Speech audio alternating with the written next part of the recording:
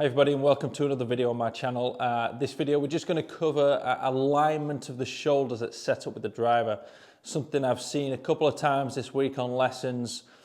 So ball position with the driver, we all know that, well most of us, majority of us know that we want that ball forward in the stance. We're told to hit up on the ball's sat on the tee, the driver's not got much loft, we want to hit up on the ball, clip it off the tee.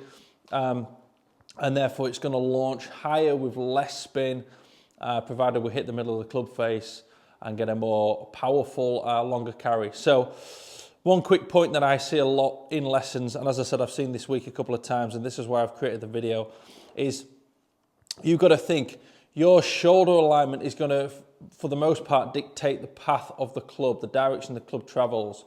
So if I actually set up here, and I reach out to the ball that is forward in the stance, which a lot of players do. They get the ball forward in the stance and potentially a little too far forward in the stance. But if I just reach out to that, you can now see how the shoulder alignment has actually gone to the left. So my shoulder line is flat and it's out to the left. So I'm inevitably going to swing more down this line here. And because this left shoulder's a lot lower, we're going to hit down and left. And that's why players, when they put their ball forward in the stance with the driver, tend to hit a big slice, or the high handicap golfer. So we have to make a few changes. Very simple. Just move this a little further this way. We are basically going to set up to the ball. We're going to put it forward in our stance. But then we need to feel like this line here is moving out towards the right a little more and up. So to do that, we're simply just going to crunch the right side in a little. So we're going to lower the right shoulder a fraction, but make sure you keep the hip line level. And the left shoulder now is going to sit a lot higher than the right. So we can now see that forward ball position, that's going to create a left path with a slight tilt of the spine, and we can exaggerate this to start with. If I did this, you can see how now all of a sudden the arrow is pointing up and a long way to the right.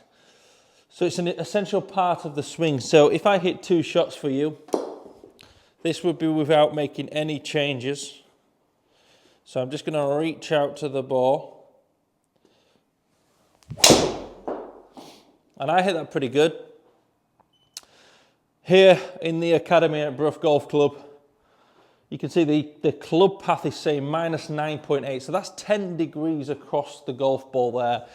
And essentially, why is this such a big issue? Well, the first thing to note is that we are losing a lot of power on the ball. The pressure on the ball isn't there. We are glancing across the ball. We always like to use the example of a tennis slice shot, a drop shot over the net, where you move the racket across and create lots of left to right spin on the ball, and it's going to stop really quick.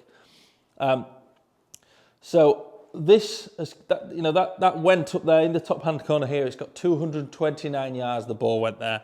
So for a swing that will have been fairly fast, not my maximum, but it'll have been fairly fast.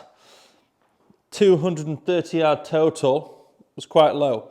So if we just create this situation again where we drop the right shoulder, put it back a little, keep that ball position the same, and hit.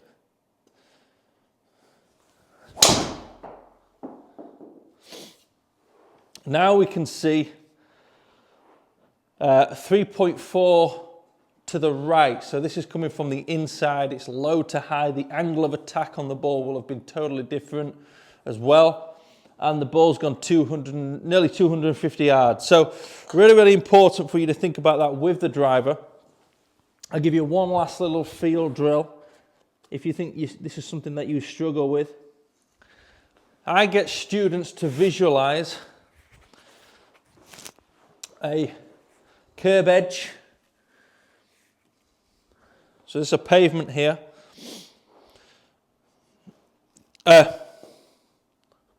Length of the foot away from the ball. So it's just there as a nuisance. And I get them to think, right, what is the pattern that you would create to miss that, to avoid hitting the concrete curb edge? So straight away, students start to create this right shoulder low position, eyes on the back edge of the ball, and then get the feel of moving that club up and over.